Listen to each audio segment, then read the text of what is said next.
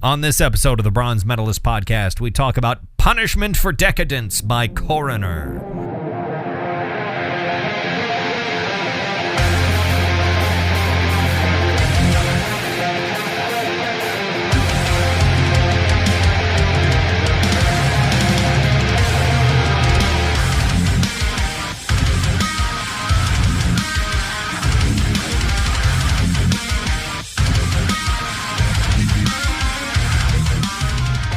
Hi, everyone. Welcome to another episode of the Bronze Medalist Podcast. I'm Kale. I'm OJ. We're two professional broadcasters, which you can tell by our precise diction. Precise diction, name your sex tape. Yeah. You can suck my diction. And you can tell how professional we are. We like metal. It shines through. We like to talk about it. Yeah. And today we're going back to 1988 for another album from Switzerland's Coroner, the only one in Switzerland. They're the only coroner in Switzerland. Right. I mean, it's not a big country, but they're pretty busy. They are. I mean, they have to play, they have to gig at night. They have to, and sometimes people die at night, so they gotta leave the gig and go. Right. Tend to this dead body. Yeah. It's a weird place to start. It's funny that they never had an album called Report. Yeah, the Coroner's Report. Right. You would think that they would have thought of that at some point. I feel like more bands should do like possessives in their album title, right? Because Holy Mountain by Sleep is generally referred to as Sleep's Holy Mountain. Right. Like I kind of wish more bands did that. It feels I guess maybe it wouldn't feel as unique if more bands did that. True. But it's that's the only album I can think of off the top of my head that is not just like colloquially referred to, like this band's album. Right. Instead, it's like that's how everyone refers to it. That's the name of the album. It's the name. Yeah, it's Sleep's Holy Album, which is Holy Album. It is a holy album, but it's also a holy mountain. I'm tired. I'm tired. You're tired? I'm tired and feathered. No, which I thought would be a great buddy comedy. Tarred and feathered. Sort of a cop drama comedy thing. Yeah. Anyway, I feel like I don't want to go there. Yeah, I know why you're not going there. The audience can figure it out if they think about it for long enough. Right. Just why we didn't continue that bit. Somebody with 80s hair. Sure. Yeah, and his friend. Yeah, they solve mysteries. And we're done. And yeah, I got a wild idea on Tuesday night. I got two wild ideas on Tuesday night. Okay. All right. No, that was last night. The Monday night was when I got two wild ideas. The first wild idea was that I'm going to start keeping a journal. Which is something I've never done in my entire life. I've never kept a journal. It takes discipline. Yeah. The whole reason, it's something I've wanted to do for a long time. And of all things, I watched a video about Red Dead Redemption 2. Yeah. Where they were talking about one of the really niche specific ways you can choose to play the game, like play the campaign as a play style, is the style which results in the best looking and most narratively cohesive journal. Because while you're playing the game, Arthur has a journal. It's a physical object. It's always in his bag. Right. You can pull it out. You can read through, and he'll write summaries of missions from his own unique character perspective. And he'll draw sketches of what happens during the missions, and he'll also draw sketches of animals you see or interesting people you run into. And so the idea behind this play style is that you try to end the game with the journal looking the best, and also have what ostensibly would be drawings of random animals correlate with journal entries next to them. It was an interesting video, really niche subject, but that got me thinking, I have a couple of journals. I think I gave you one. Yeah, you gave me one. That one I do use, but I don't use it as a personal journal. I use it for D&D. Yeah. But I have a couple other journals that I bought with the intention of using them for writing DM notes, and I would do it for a couple of weeks and then not do it ever again. And so I've paged past the first 10 pages of that journal, and I decided to start writing it. And then while I was writing, I kind of got the idea. It's like, I haven't used my stationary bike in such a long time. Mm-hmm. It was expensive, and I got it to try and be a little bit healthier, and I haven't been doing that. And I've been weirdly self-conscious about my weight over the last couple of weeks. Oh yeah, in a way that for good reason. I mean, look at you. Oh my god! All right. The other day, it was warmer out, but it was still cool enough when I was walking to work that I was just wearing a flannel shirt or whatever. I have a very baggy Wonder Years hoodie that I wear all the time. Right. But I walked past the double doors at the appliance place next to our studio, and I saw my reflection from the side, which is an angle you don't often see. Right. And I was like, I'm a bit wider in that direction than I'd like to be. And most of my life, it's just not been something that's bothered me all that much. It's something I haven't really thought about or cared about that much. I remember when you started working full time, you were like a rail. You were a very thin fella. Well, not when I started working full time. Maybe it was part time. Yeah, when I was working part time, when I was 20. Between the ages of 20 and 22, I probably put on about 40 pounds. Sure. I wonder what happened, what changed in my life in that point. Not full-time employment. What happens between the ages of 20 and 22 that could result in an amount of weight gained? Weed? No. Alcohol. Oh, alcohol. Okay, yeah, I was drinking a lot. Sure. Which doesn't exactly keep the pounds off. It doesn't. So yeah, I put on about, I probably about 40 pounds. I throughout most of college I was at about 180, and then the last year and a half or whatever, I got up to about 220-ish, and I've been sort of hanging out in that area for the last 7 years at this point. I lost about 10 pounds when I moved here. Okay. Just from walking more and drastically cutting back on the amount of fast food that I was eating. Because Popeyes isn't as close now. I didn't go to Popeyes that much. Right. I mean, it was they knew your order. Yeah, they did. I went often enough, but I drove to. I didn't walk to Popeyes. I drove to Popeyes.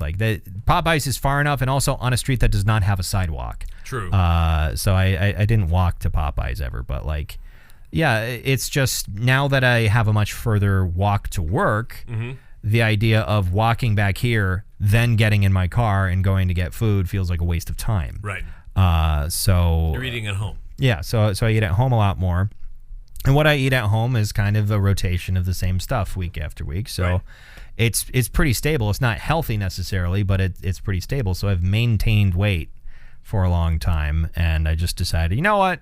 Let's get back on the fucking bike. So all that is to say, I have been waking up at 6:30 in the morning the last couple of days in order to get on the bike, and it's been good, but I've been more tired than usual because exercise and sleeping a little less while I'm getting used to the new routine. I can never figure out if I'm one of those people that actually needs 8 hours of sleep or not, because I feel like oftentimes I will wake up after a solid 8 hours and I don't feel necessarily all that more awake or alert than if I had slept 6. So I don't know, because there are some people who really don't need 8 hours of sleep. They're good. I also have a stationary bike. It's just a motorcycle that's in a shed. Okay, I have a couple of stationary bikes. They all have wheels on them, though. Yeah, they can move. They just don't. Right. Okay. They remain stationary. Yeah. They're envelopes. I see. Envelopes? Yeah. Stationary. Got it. Sorry. They're envelopes, but they could also be like a letterhead. Staplers. Sure. Is a stapler considered stationary, or I guess it's an accessory. It's like a stationary adjacent thing. Right. I guess I don't know the strict definition of stationary. I just know that if you went to if there was a department in a store labeled stationary, which that is a thing, you would find staplers in it. You would. So that's how I categorize things. Would you find a staple hammer? I don't think so. I think you would find that in the tool section. Gotcha. I think that would be in like the carpentry section. That was an off mic bit. Yeah, it was.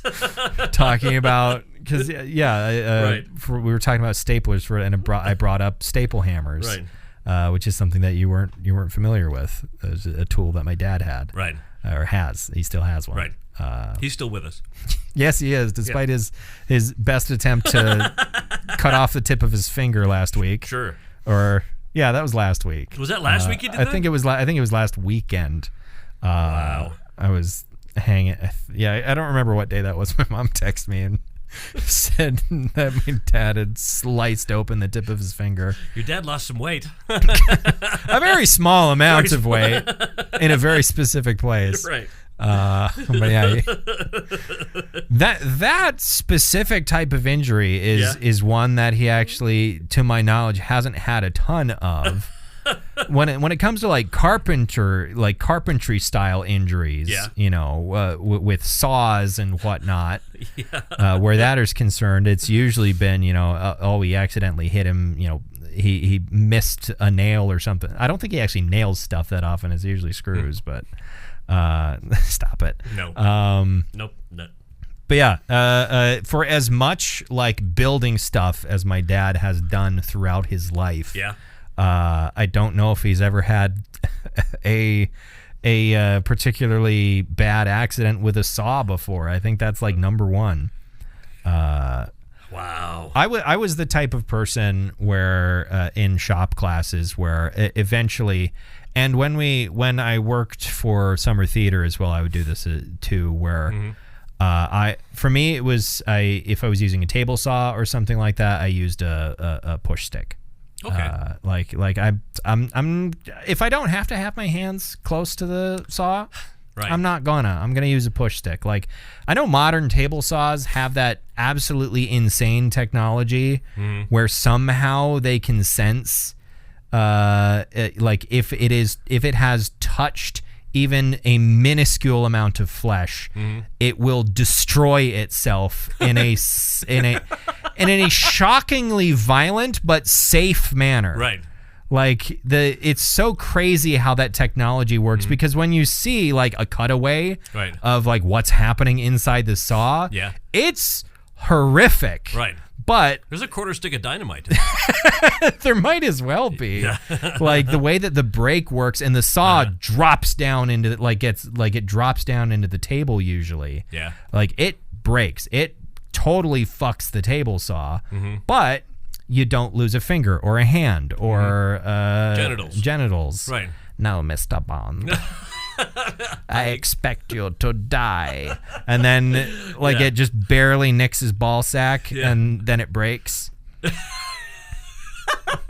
Oh shit, we got one of those newfangled table saws.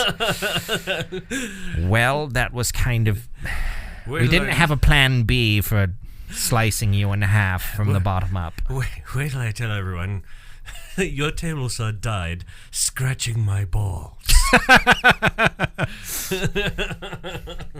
And then he gets up and shoots a bunch of people. Now, which Bond would that be, do you think? Getting sliced in half, bottom up on a table saw, being threatened. Which Bond? Well, I don't think it'd be Daniel Craig. Would it? Yeah, I feel like it wouldn't be because it feels a little too silly. But on the other hand, Daniel Craig does have the most prominent scene in the series of getting his balls absolutely demolished by Mads Mikkelsen. So, although the silliest James Bond, well, I feel like actually the one time, what was his name? Brosnan? No. Which one? This technically second James Bond. Oh, actor. was it the Australian guy? Yeah.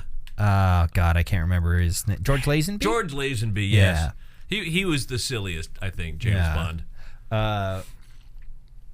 I don't know. I feel like the late Brosnan movies got really. I'm not like a James Bond aficionado, but like I feel like the last Brosnan James Bond movie where there's the laser satellite that's shooting the Antarctic ice cap behind him while he's on a big sled thing, and then I think he's surfing on a tsunami or something. I think that's the same movie. That's the one with Halle Berry, I think. I believe.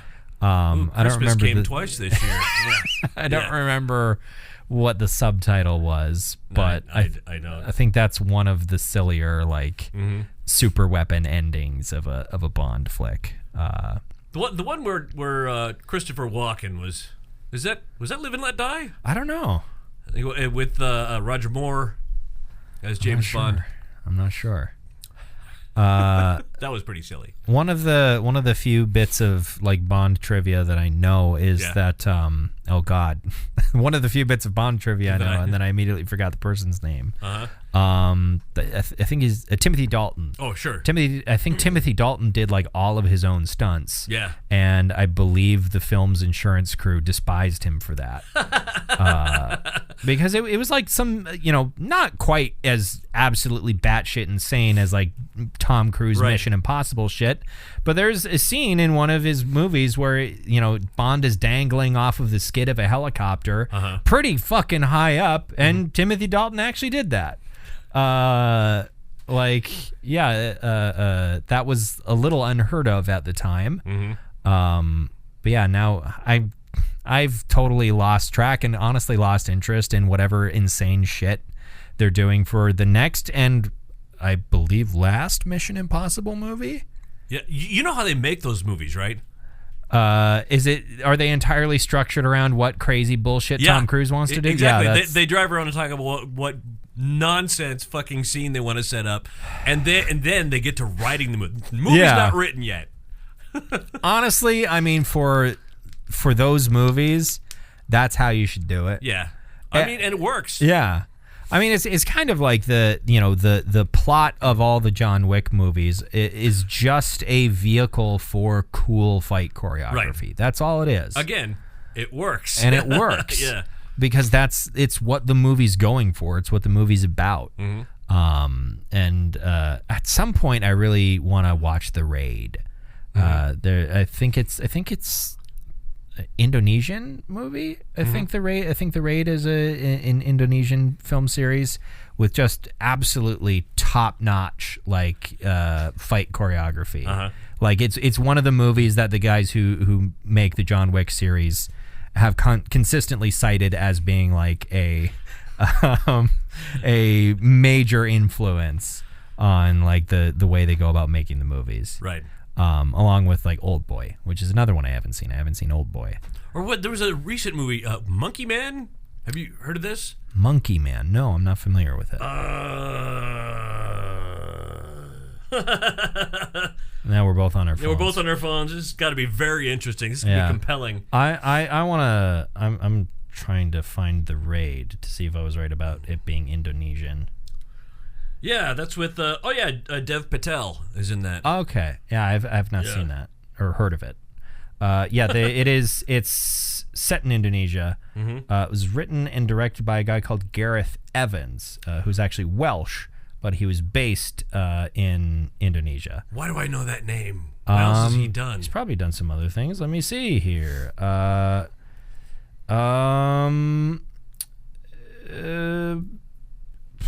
I don't know. Yeah, I'm not seeing a lot of other. Let's see here. You don't run by a whole lot of Gareths. Yeah, that's true. Yeah. A film called Apostle, another film called Havoc that came out this year. Not seeing a lot of other. Maybe not. Yeah. There's some other Gareths out there. Yeah. But yeah, I don't know. I don't know. Man, I had a great dinner.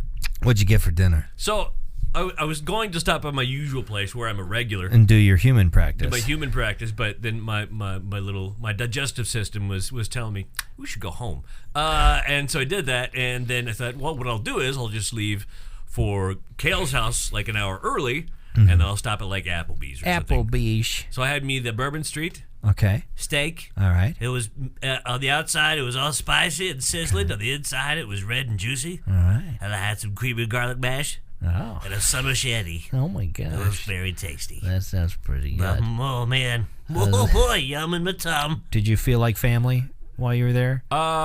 Isn't that Olive Garden? No, I don't think so. I think Applebee's is when you're here, your family. Olive Garden is eating good in the neighborhood, isn't it? You got those backwards. Is it backwards? It's eating good in the neighborhood. Applebee's. Is Applebee's? Yeah. Oh no. When you're here, so that's maybe you've been having bad restaurant experiences. Your family. It is Olive Garden. I think the reason here's the reason why I think when you're here, your family is Applebee's is because in Dimension 20 Fantasy High, there's a character whose name is Kristen Applebee's. Okay. Applebee's. Applebee's. And not Applebee. At one point, I think in the second season of Fantasy High, she says the words, I'm paraphrasing because I don't exactly remember it, but it's like being gay when you're here, your family, or something like that. And the joke was supposed to be because her name was Applebee's, but everyone then pointed out that's Olive Garden's tagline, Allie. But yeah. I think that's why I thought it was Applebee's. I saw a slide of those. Somebody was like, Olive Garden, Italian Applebee's, P.F. Chang's, Asian Applebee's. Yeah. That's accurate, I think. I think that is true. Yeah.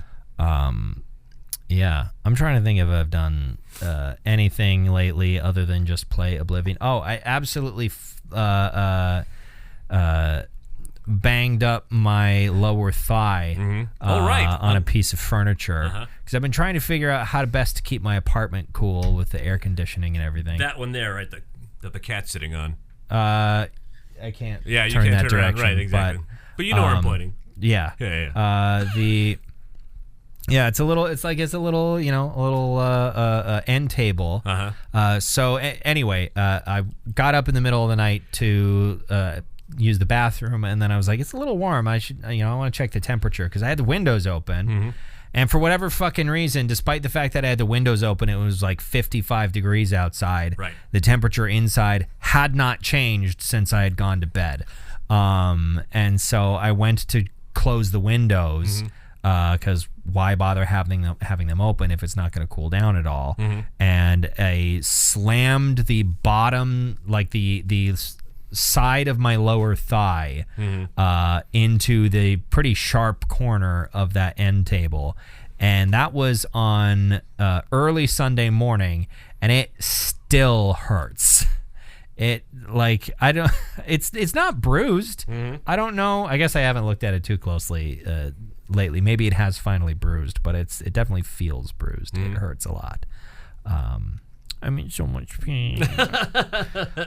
You know what I recommend? Heroin. There you go. I feel like that might be overkill. I got a bruise in my thigh. Better do some heroin that's some Victorian shit. Yeah, it is. You've got ghosts in your blood. You better do some cocaine about it. Have you seen the picture of the was just me in the 90s. The one night cough syrup? Have you seen that picture? I have not, no. It was like a Victorian cough syrup, and it has all the drugs in it. It has every single one of the drugs in it. I think there's laudanum in it. I think it's specifically referred to. It has multiple opiates in it. It also has cannabis tincture in it. Sure. I think it has cocaine in there because it was the late 1800s. Why not put cocaine in it? It has all the drugs in it. And I presume it's called one night cough syrup because you drink it and you'll only live one more night. I don't know if that was real or if the bottle looks real and the label looks convincingly old, but I don't know if it's just a very, very convincing looking fake. I saw a video earlier from earlier today. If you want to live in the 19th century and be the richest person on Earth, or continue living the life you have now, what would you choose? Mm-hmm. And he says, the guy says, well, honestly, you choose keeping the life you have now. Yeah. I mean, you have infinite wealth in 1850. But what's that gonna get you? It's fucking 1850. There's no refrigeration. There's no medicine. There's no roads that are paved. All right, here's the one night cough syrup. Alcohol less than 1%. Cannabis indica. It's listed. There's a measurement I don't quite understand. So yeah, alcohol, cannabis, chloroform, morphia. I think that was it. I think that's actually it. It didn't have heroin. I think I might have seen something else that had morphia is just an old term for heroin. But yeah, because it's morphine, and morphine is an opiate, but derived also from the poppy. Yeah. But yeah, it's a classic example. Anyway, let's talk about if you drank the one night cough syrup, you're gonna need a coroner. You're drunk all of a sudden. Let's look at the cough syrup. Let's go to the cough syrup. But yeah, so Coroner is a Swiss thrash metal band, but they got a little bit more going on there. They definitely have some progressive elements that they include here and there. Very jazzy. And you had told me today, you had said, like, I think it's probably going to be a little bit more primitive than the album that we listened to before, which was the one that came after this. But man, I guess I don't really remember exactly what that other album sounded like, but this sounded great to me. Oh, it is. This sounded fantastic. I love all their albums. Yeah, this is some rad shit right here. Rad shit. Not to be confused with Brad Pitt. That's his nom de plume. He writes rad shit. He writes novels under the name Rad Shit. Yeah, RADSCHITT. Yeah. Like the TV show. Yeah. But I enjoyed the hell out of this album. Yeah. And it's not too long either. It's about, what was it, 38 minutes, something like that. Yeah. So it goes down nice and smooth, nice and fast. And there's one thing that I had forgotten about because I hadn't listened to it in a while. The Jimi Hendrix cover. Yeah, I've heard this. That's right. I was listening to it, and it's like it felt, the album was coming to an end. There's fade out, and then suddenly I'm like, I was like, what? Why do I know that? What song is that? And then I looked at Spotify. I was like, oh, that's fucking Purple Haze. Right. Yeah, there's a cover of Purple Haze at the end of this album. Which, why not? Well, yeah, and obviously they're doing it like tongue in cheek to be kind of funny. It was just like, you wouldn't expect us to put a Jimi Hendrix cover at the end of this. The two albums after this, they put a Beatles cover on it. Yeah. I remember that. I remember the Beatles cover. Which song was it on the album after this? Do you remember? No, it was two albums after. Oh, two albums. It was okay. I Want You, She's So Heavy. Which, by the way, if you listen to that now, it's a Mental Vortex. Okay. Yeah, there it is. Yeah. If you listen to that song, like the Beatles version now, it's like, wow, this is kind of doom metal. I mean, the Beatles were just kind of like that. Yeah. Where like people, when they think about the origins of heavy metal, the story usually kind of begins and ends with Black Sabbath, but it's kind of everything that was going on at the time. Sure. Including, the various different ways in which the Beatles just kind of were experimenting with shit. They were a part of that. Like, I kind of feel if you listen to like Revolution, right? Yeah, right. Like that becomes like a punk song at the end. Right. Like just fucking screaming, the guitars are screeching, like that becomes like very punk before punk. Right, and there's two versions of that. Well, maybe two versions of that song on the album. There's the acoustic but then there's and like it's people tend to think of the Beatles even though everyone recognizes that the Beatles, they got really weird and experimental, I feel like when they think of the image they had and their influence on music, for whatever reason, people are kind of stuck with the sort of cleaner image of them. Right, the early 60s and yeah, stuff. Yeah. When they were monstrously influential in everything within rock. I remember listening to the first time I bought a Phil Collins album. I remember listening and this weird song at the end. He's being so experimental.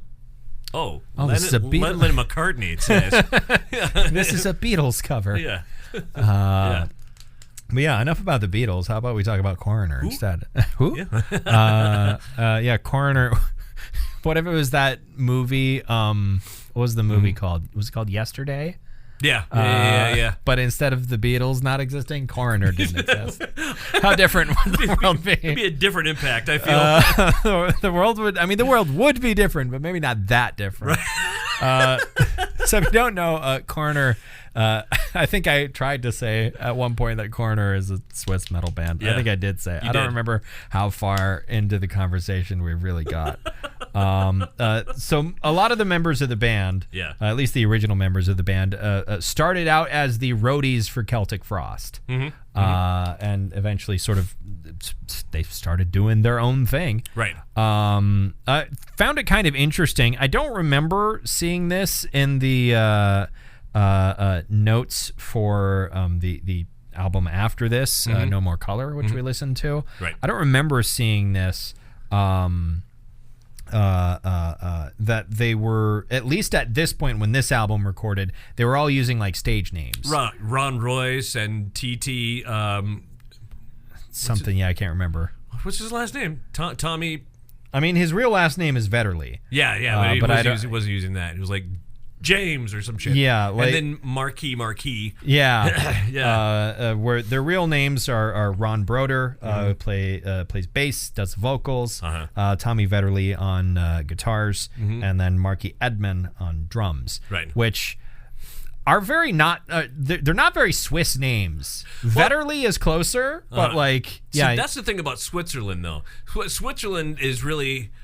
It's 4 different countries. It is. But like when you think you would think each name would be pretty, much more distinctly like French or German or, Well, there's an Italian. There's an Italian. An Italian, section yeah. But like,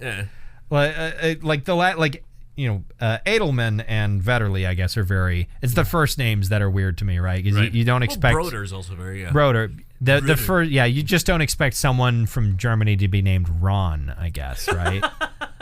Yeah. I suppose Ronald is kind of a German name. An Italian named Tommy, right? Yeah. Anyone from Europe named Marky. Who goes by Marky. I mean, if you want to talk about like the characters in the Bible, the New Testament. My favorite apostle, Marky. Marky. Well, there is one. Well, Mark, yeah, I mean, it's Mark. Right. He didn't go by Marky, though. But good luck going to that area of the world right now and saying, "Hey, you guys know Simon?" I mean,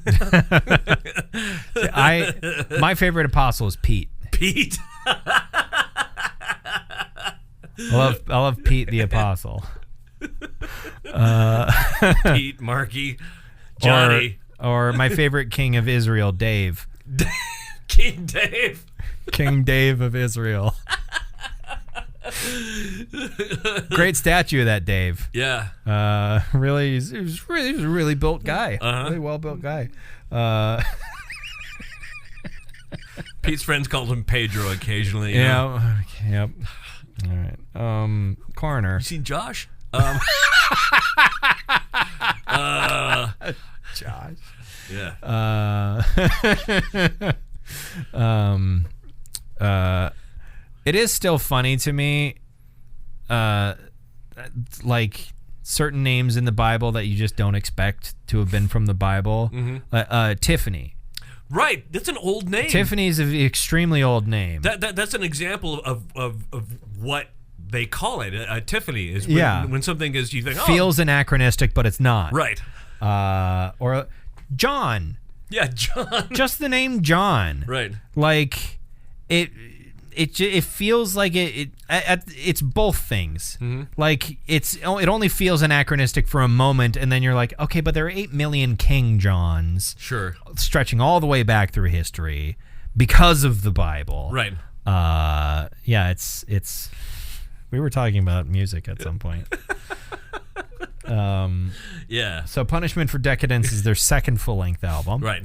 Came out in 1988. R.I.P. was their first. Yeah. What's your experience with this album? I first got this because I was living in a place. You were living in a place? I was living and I was in a place. What about a time? Yeah. Okay. What was the time? It was the time where I didn't have any money. And so, And so the place was? My teenage years. Oh, okay. Yeah, and actually... That's most teenagers. Most teenagers don't have any money. Right. And this had come out the year before, and I just moved back to the U.S., and I made some metal friends. And I'm like, I don't have any money, but I got these blank tapes. Like, cool, we'll put some shit on here. So I remember I had this and R.I.P. on a cassette, and on another cassette I had 2 Candlemass albums. Okay. And I remember going on a family road trip and bringing along my cassettes, then realizing, I just brought these 2. Well, I'm glad I like them. Yeah, I guess I'm going to be listening to them over and over again. Same 4 albums all the way to Colorado. Why not? Sure. How many times did you listen, do you think? I had no idea. Just so many times. Over and over and over again. It's a good time, though. I'm sure it was. I feel like I don't know. I don't know if I would be content with that. Well, I'm weird when it comes to music when I travel because I always intend to just sit and like listen to music and do nothing but listen to music for a while. But I just can't. I have to do other things.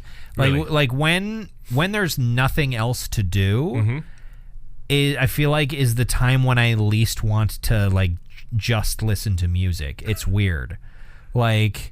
So what else would you do when you're listening to music? I'll just these days instead of it's not like I need to listen to music and do another thing. It's I'm going to listen to one album and then I'm going to stop and I'm going to listen to a podcast for an hour or like I don't know. It's weird. These days I would read. See, I can't read in a car. If I read in a car for more than say 5 minutes, I will barf. I've done some damn good reading in the car. When I was a teenager, we were driving to Wahpeton to help my sister move into her new apartment because she was going to school in Wahpeton. And on the drive there, I think I read through about 90% of the last Percy Jackson book. Wow, really?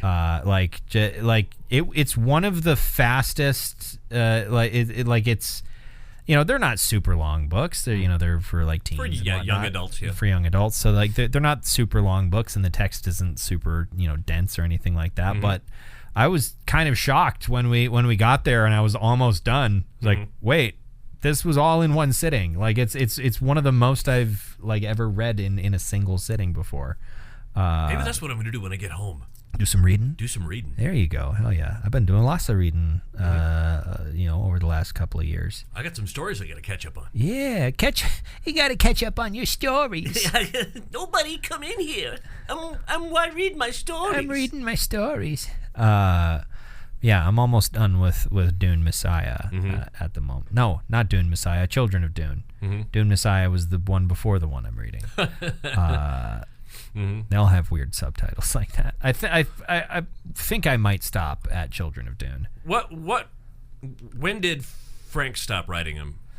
I don't know, actually. I'm not sure at what point. His son took over. Yeah, I don't know when because he stopped writing them because he died. Yeah, that puts a damper on your career. That does tend to stop your writing efforts. So I don't know what the last Frank Herbert book is, but a lot of people are kind of like, unless you really, really like this, you don't necessarily need to read past the third one, because it starts getting really weird. I mean, Dune is already pretty weird, right? It's got there's such a specific weirdness to like 60s and 70s sci-fi. Sure. There's a very specific sort of texture to the fiction where it just feels like, oh, all of these writers had discovered hallucinogens at around the same time. I actually don't know if that's true about Frank Herbert. I think there are drugs in the book. That's true. In the foreword to the second book, I think specifically, which was written by his son, he specifically mentions that that's what he was doing at the time. He was like hitchhiking and smoking weed and whatnot, and got picked up by this couple of hippies that were driving out somewhere, and they were talking, and he was this was a little ways after the first book had come out.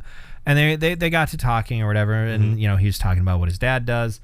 He's like, yeah, my dad's a writer. And it's like, oh, what's your dad write? It's like, oh, he's written a couple of these books. He wrote this book called Dune. And they're like, your dad's Frank Herbert? And like he hadn't realized, like, because Dune was sort of a sleeper hit. Like it released to very little fanfare, and then slowly over time became increasingly popular. They had to keep doing reprints. Yeah, and like that was the first time I was like, oh, Dad actually did something. Like he's really got something with these books. Anyway, that was a bit about Dune. So Coroner. Oh God, yeah. This has been my story all day. What? It's just being totally incapable of focusing on any single subject.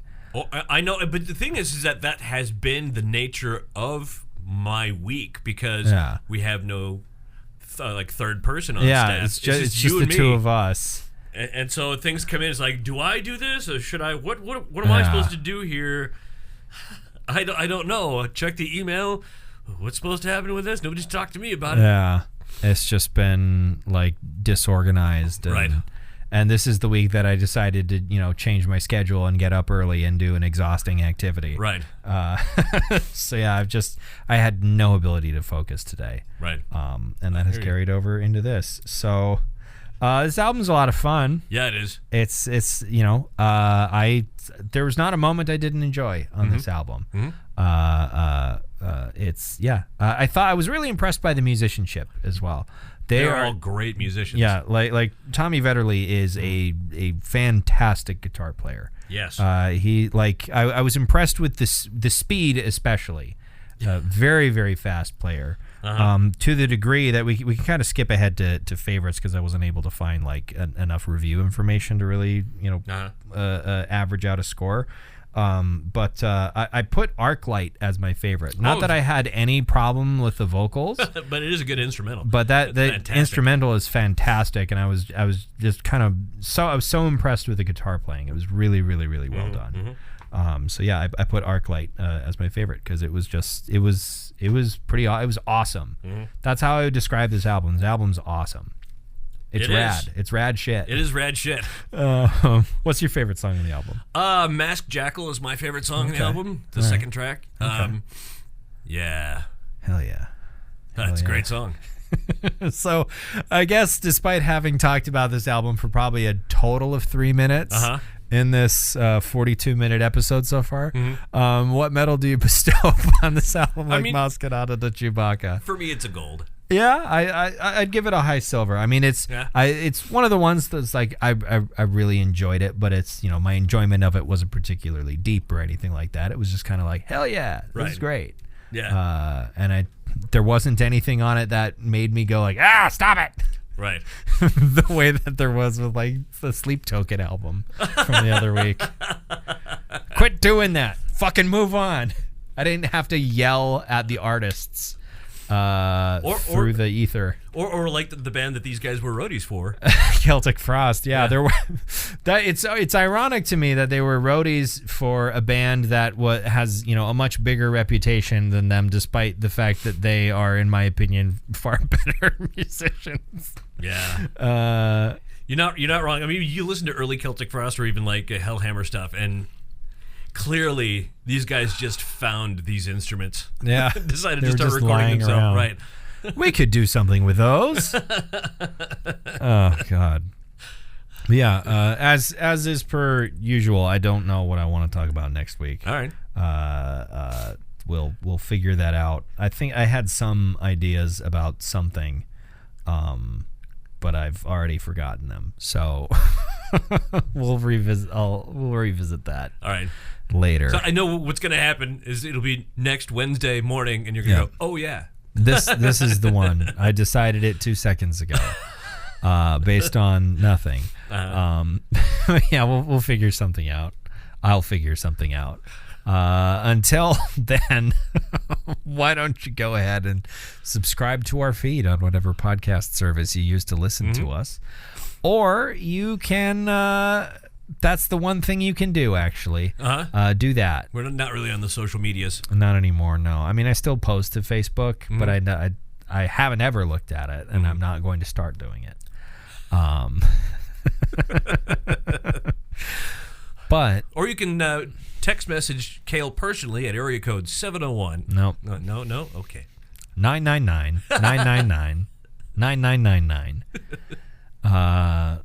Thank you very much for listening to another episode of the Bronze Medalist Podcast. I'm Cale. I'm OJ. Congratulations.